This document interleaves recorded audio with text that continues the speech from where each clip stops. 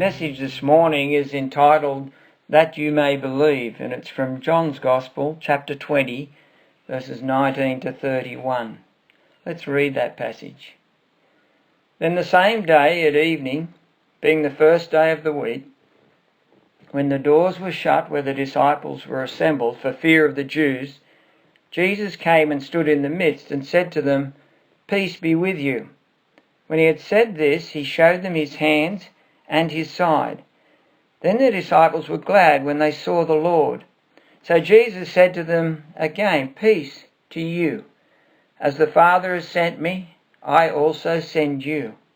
And when he had said this, he breathed on them and said to them, "Receive the Holy Spirit. If you forgive the sins of any, they are forgiven them. If you retain the sins of any, they are retained." Now Thomas, called the twin, one of the 12, was not with them when Jesus came. The other disciples therefore said to him, "We have seen the Lord." So he said to them, "Unless I see in his hands the print of the nails, and put my finger into the print of the nails, and put my hand into his side, I will not believe." And after 8 days his disciples were again inside, and Thomas with them. Jesus came, the doors being shut, and stood in the midst, and said, "Peace to you." Then he said to Thomas, "Reach your finger here, and look at my hands, and reach your hand here, and put it into my side. Do not be unbelieving, but believing." And Thomas answered and said to him, "My Lord and my God." Jesus said to him, "Thomas, because you have seen me, you have believed. Blessed are those who have not seen and yet have believed." And truly Jesus did many other signs in the presence of his disciples, which are not written in this book. But these are written that you may believe that Jesus is the Christ, the Son of God, and that believing you may have life in his name. We're nearing the end of our messages in the Gospel according to John, with one chapter to go after today. And it's been a time of learning, reminding and refreshing. But may it also be a time of motivating, as we see not only the need to believe, but the need to serve. John finishes chapter 20 with these words. Verse 30, "And truly Jesus did many other signs in the presence of his disciples, which are not written in this book. But these things are written that you may believe that Jesus is the Christ, the Son of God, and that believing you may have life in his name." Life in Jesus begins with believing. Romans 10:14 and 15 says, "How then shall they call on him in whom they have not believed? And how shall they believe in him of whom they have not heard? And how shall they hear without a preacher? And how shall they preach unless they are sent? As it is written, how beautiful are the feet of those who preach the gospel of peace, who bring glad tidings of good things."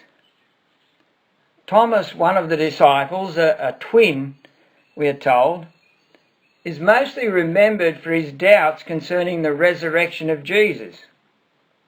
"I won't believe he is alive unless I see him with my own eyes, unless I touch him with my hands."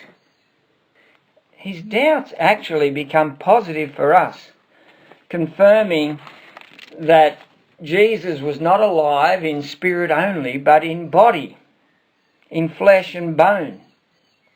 Jesus, appearing to his disciples, even through a closed door, takes the doubts up with Thomas personally. In verse 27, "Reach your finger here and look at my hands, and reach your hand here and put it in my side. Do not be unbelieving, but believing.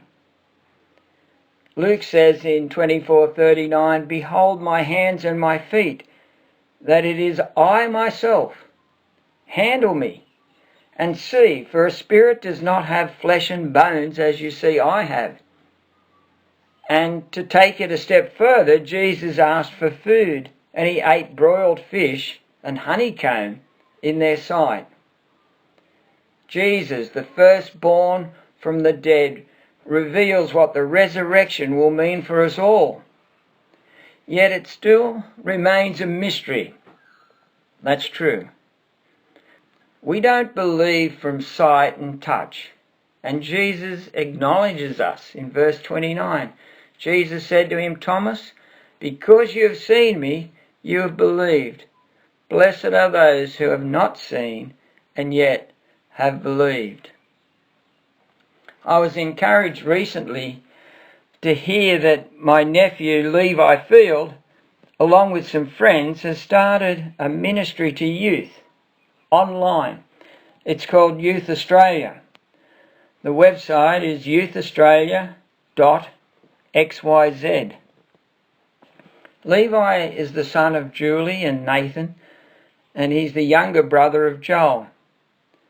The family have been in our hearts and minds and in our prayers, as Joel has not been well for some time. Levi shares his testimony of believing, and in that testimony tells the story of Joel. I've included his testimony in this morning's message. With all the means at our disposal, and thanks to Sarah Jane, we've been able to do this. So let's listen to Levi's testimony together and know that Jesus is still sending out preachers with his gospel. As the Father has sent me, so send I you, that they may believe. Thank you. All right, well, I'll get right into it then. So, this week's my testimony. We had Ethan last week, and next week will be Joel. Now, Ethan explained last week that he had before Christ, during, and then after. Now, mine's not going to be kind of like that. It's going to be more of a situation, how God's helped me. And I need to explain now that my testimony isn't finished. I'm still working through it right now, but I'm going to bring that up at the end. So I'll jump right into it. I've got all the notes on my phone. Cool. Right, yeah. So I'm Levi Field. I'm 18 this year. No, last year. 19 this year. I know you were in. I've, as a kid, had a pretty good upbringing. I was raised in a Christian family, so I knew God at an early age. I went to church most weekends, if not all. Probably close to all, but not all of them. Yeah. Nothing particularly bad happened as a kid for me. Everything seemed to go fine, and that was really good. I was raised with mum and dad, and my brother Joel there. I went to a pretty good school as well. But during that school is when I had the main problems in my life. Nothing to do with the school, just personal things. But I'll start in kindergarten. So my school, I was born and raised in New South Wales, which, as you know, is better than Queensland. You had to make that comment. Yeah, I did. I have that in my notes. We won't bring origin into this, but it matters. Not that it matters, but it does matter. Yeah, so I also went to a school called Charlton, not the same Charlton that Ethan went to. It's called Charlton Christian College. It's in Fern, which is a small little area in New South Wales. So that school, it goes from kindergarten all the way through to year 12, so 13 years of schooling in the same school.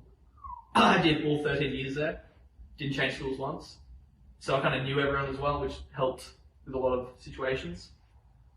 But during that, I didn't have many friends at the start of the school life. So from kindergarten through to year 3, I had one best friend.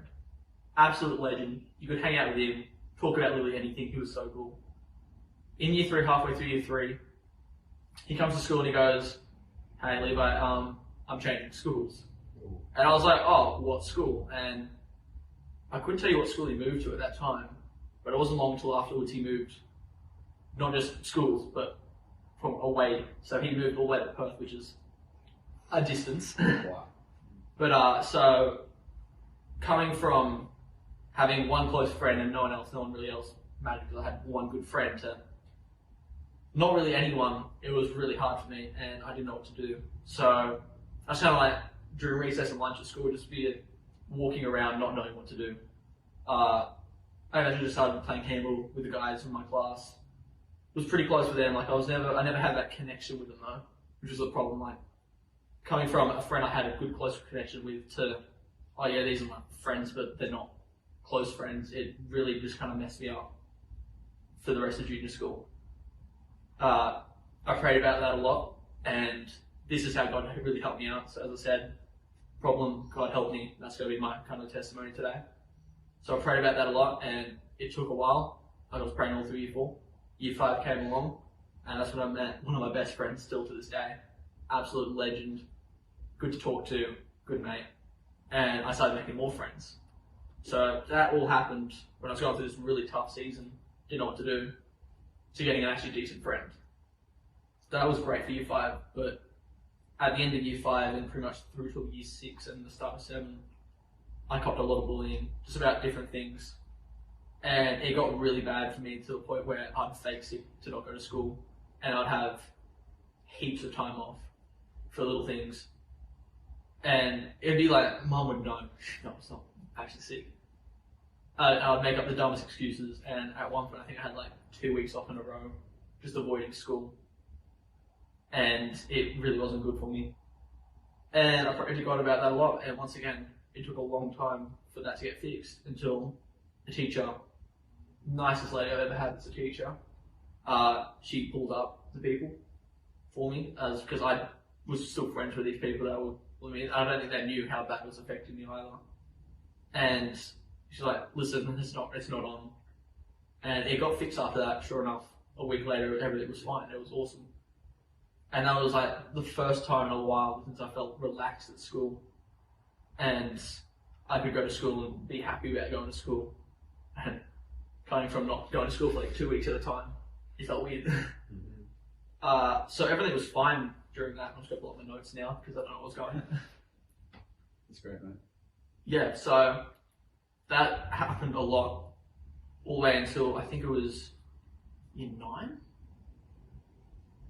Yeah, it would have been year 9 for me, so I was in 2016, I believe. Someone can do the math. I graduated last year, if that helps. That should be right, though.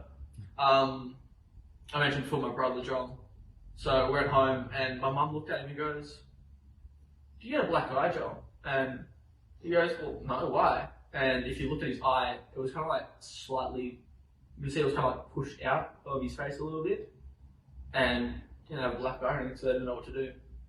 So my mum works at an optometrist, and she goes in with him to get a scan. And they noticed there was like a big build-up behind his eye.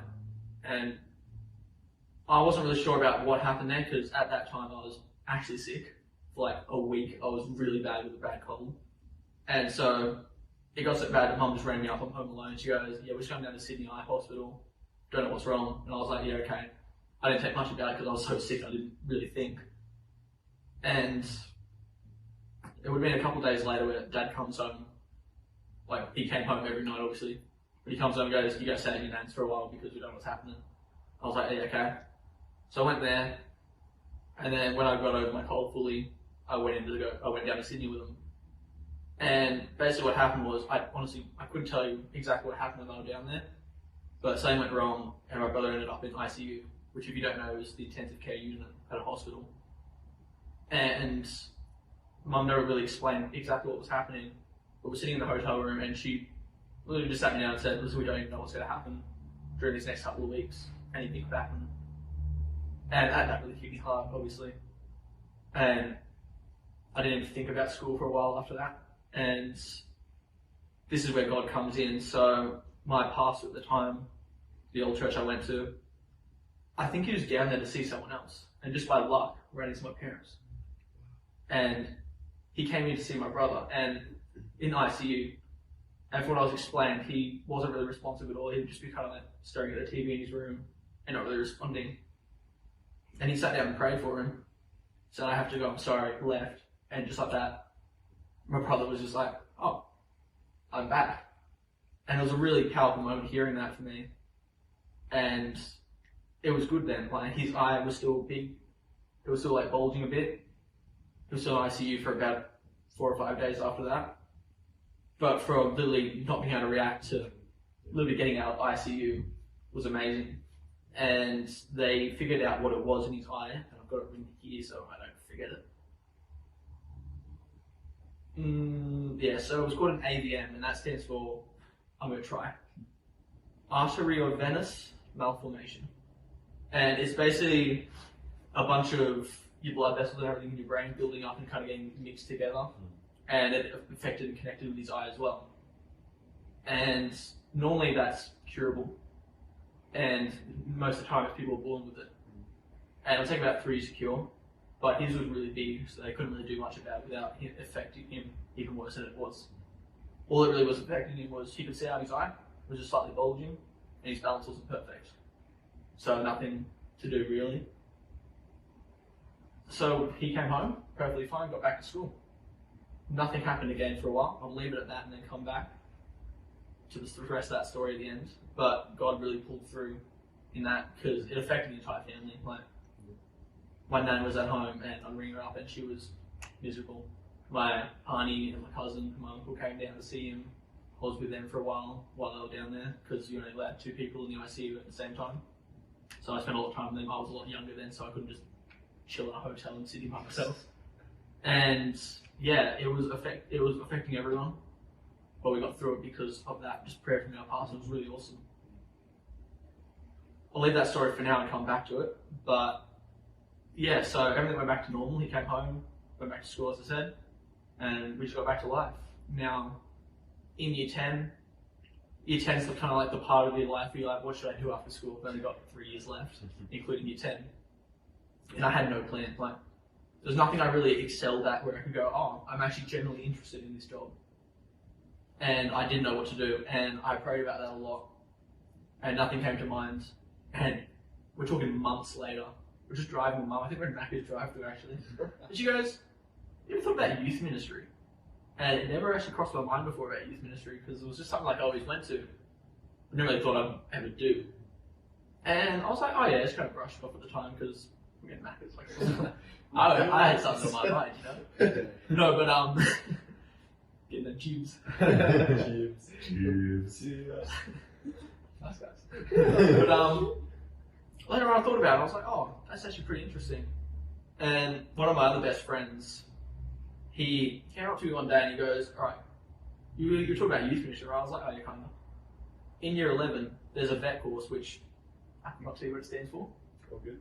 Vocational education something. Training, probably, yeah. And he goes, there's a VET course for ministry and theology, certificate 3. And I went, oh, that actually sounds really interesting because I didn't know what I was going to do, put in for my subjects for year 11 and 12.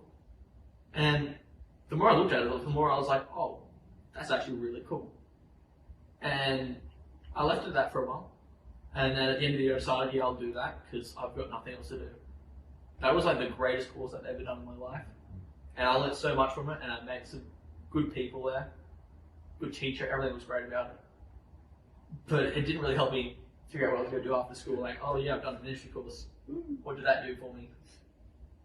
I think it was close towards the end of the year. We had a few people come in from Youth Alive, which is the course that 3 of us here are doing. And I didn't even think much about it, but I just kind of wrote it down on my phone, the contact number and email of our teacher. I just wrote that on my phone and left it at that. Did that course, it was only a 1-year course, finished up, got my certificate, winning. Year 12 hit, and I was just living life. This is where it gets a bit bad, but I'll finish up this story quickly.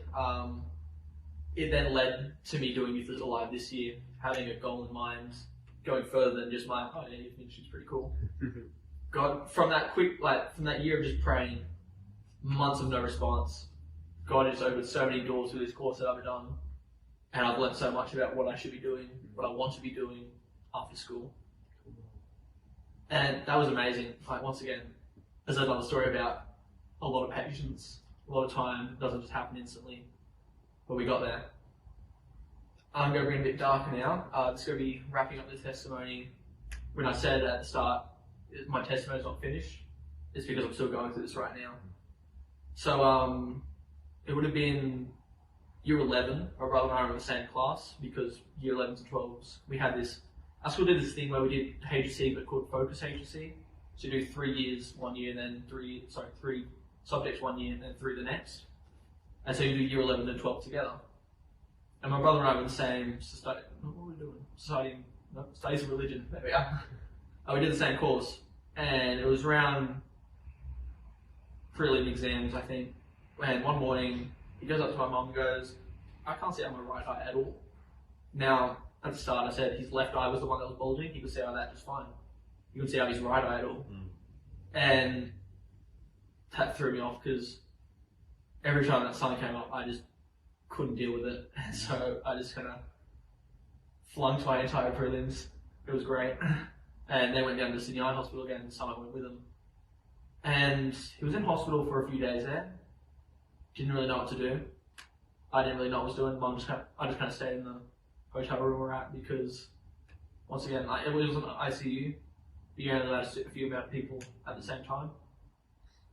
And anyway, so they said, oh, listen, it's not looking great. There might be a bit of pressure built up in his brain, which happens to a lot of people. And this was a completely unrelated thing to the AVM, whereas a lot of people have this problem where, so the human body, it gets that pressure in your brain, but then it also filters it for you to go to your stomach, I believe. That's right? Right, yeah. Some people, they're born with it and it doesn't do that. And what they do is they put this, it's called a shunt in the side of their head, and it filters for you. And it's a simple operation, gets rid of the pressure, and you could literally live your whole life without knowing that you had it there, really. So we went from Sydney to John Hunter Hospital, I believe, and this is when my brother was 18, so he had a choice of whether we go through with it or not. And he eventually said yes, and this is when praying a lot, saying this is going to work and everything. They operated, and there was so much pressure. They said, listen, if you said no, we'd still have to do it because it was that bad. Everything went fine, really. The shunt worked perfectly. He got home a few weeks later. Everything was great. Then, so the family was still in distraught at this point. They're like, what's happening? Everything went back to normal. He didn't show up to school for a while. He made it to school for a day, which was really good. No one was expecting him to show up there. He got there. And I was at work one day, and I used to work in retail, and during my break I was like, I just have this funny feeling I need to ring mum. I was like, hey, is everything good at home? And she goes, actually we just took Joel to the hospital again, something wasn't right. And I was just in a bad headspace of doing my work. I was behind. I need to get back to work. I was like, okay then, I'll see you there because my dad will pick me up. I didn't have a license by then.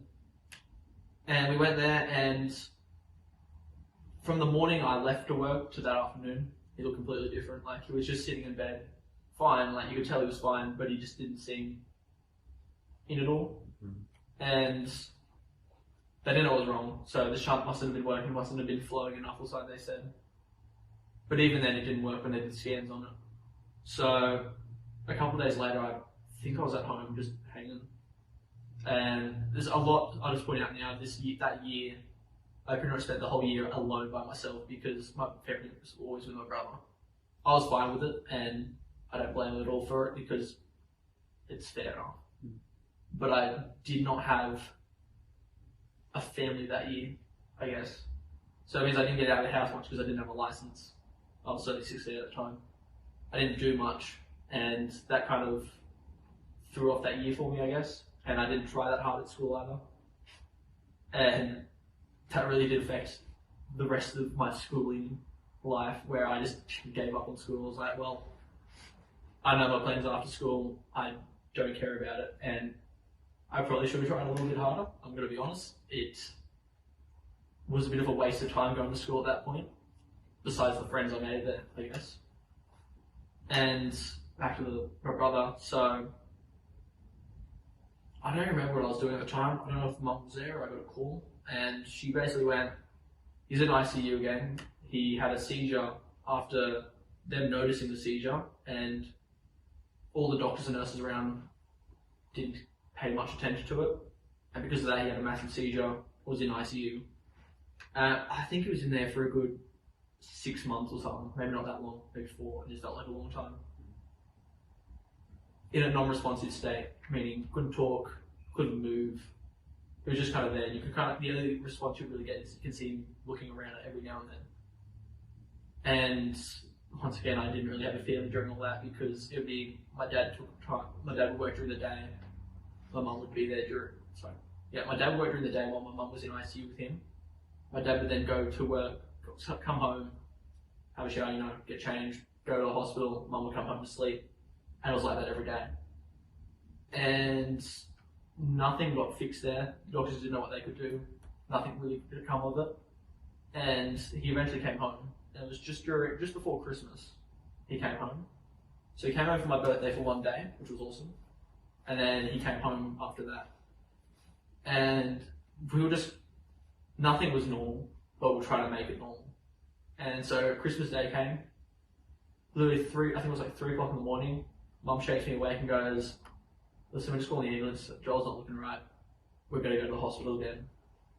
And so Christmas was probably the one worst year for Christmas ever.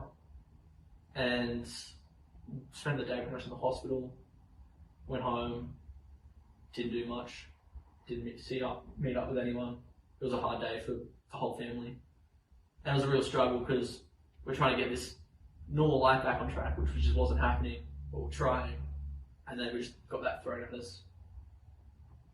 And still to this day, he's home now. He got out of the hospital again. He's home. He's still in an unresponsive state where he can't talk, move. He's still in a wheelchair. You can just kind of see him looking around every now and then. And that's where we're at still in our lives, in our family's life. And I pray about it a lot, but the doctors can't do anything about it. But that's where my main testimony comes in, where hope and faith is a big thing for everyone's life. So not giving up hope is probably the only thing that's kept me going through all this. Otherwise, I don't know where I'd be at right now. If I didn't have hope that I knew God was going to heal him eventually, I don't know what to do. And having that faith that knowing God will do something eventually is all I've got left, to be honest. And it's a year and a half later now since all that happened. He's still in an unresponsive state, year and a half, roughly. And there's still nothing the doctors can do. But our family still has hope and faith that something's going to happen. And we pray every night, we meet together and just pray. And that's all we've got. So my testimony isn't finished because nothing's been fixed yet with that. But it's going to come one day, and that's all I have hope for. So that's pretty much my testimony right now. And I hope you guys at home, if you're going through something really hard as well, just have that hope that someone's going to be there for you, especially God, and that something's going to happen. Yeah, that's pretty much it. Fantastic. Thank you so much for sharing that and the courage to share that. It's fantastic. Thanks. Yeah, I have one question. Right. So, on the initial time that Joel had to go to hospital, so when you were just going through high school, yeah.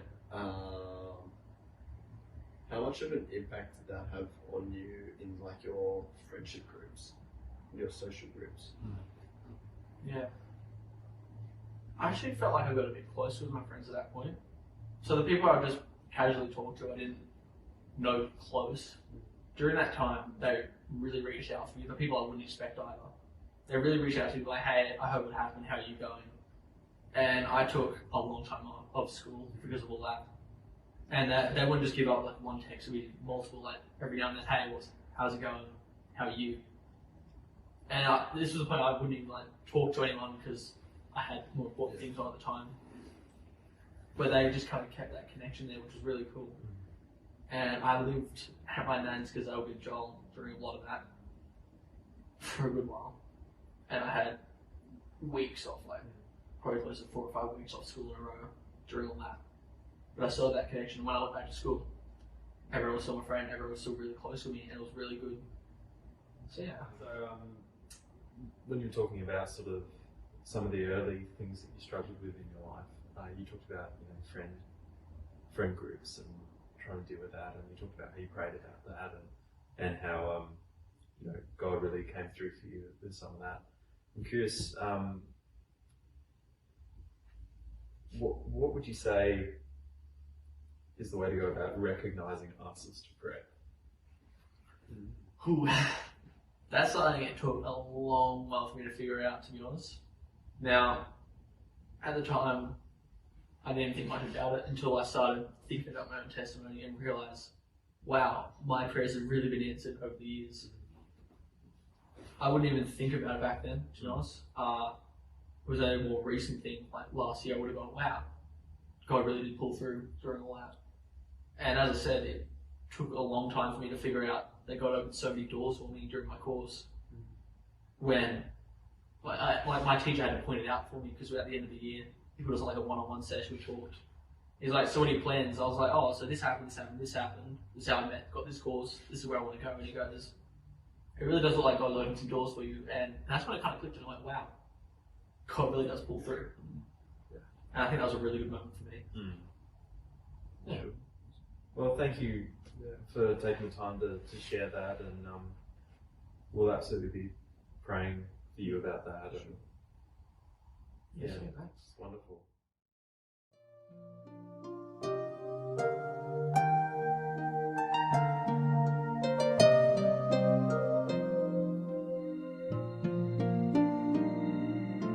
There is a Redeemer, Jesus, God's own Son, precious Lamb of God, Messiah, Holy One. Jesus, my Redeemer, name above all names, precious Lamb of God, Messiah, all for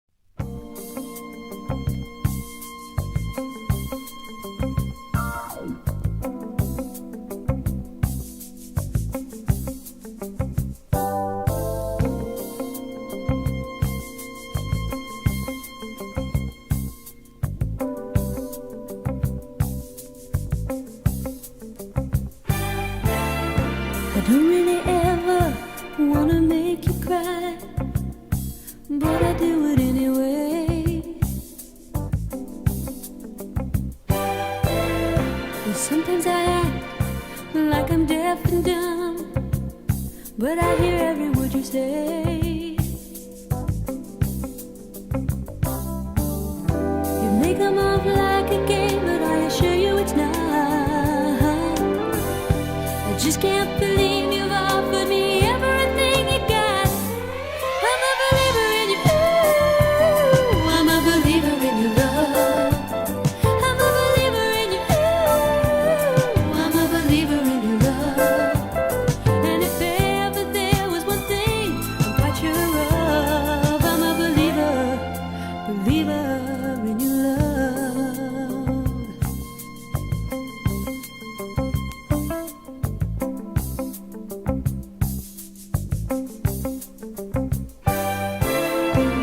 If I ever doubted that you love me, Lord, I won't doubt you anymore.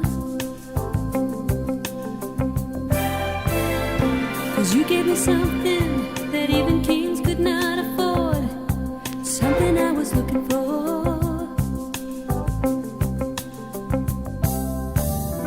And you've offered all of this if I simply believe. I want you to mold me to be just exactly what you want me to be. I'm a believer in you. I'm a believer in your love. I'm a believer in you. I'm a believer in your love. And if ever there was one thing I'm quite sure of, I'm a believer in your love.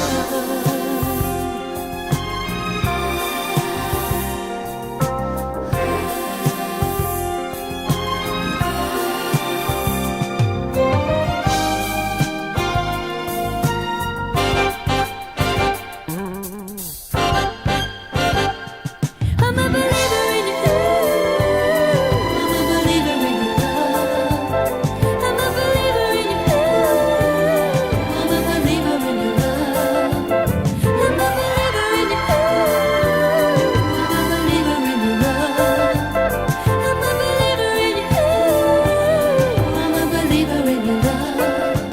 I'm a believer in you. I'm a believer in your love.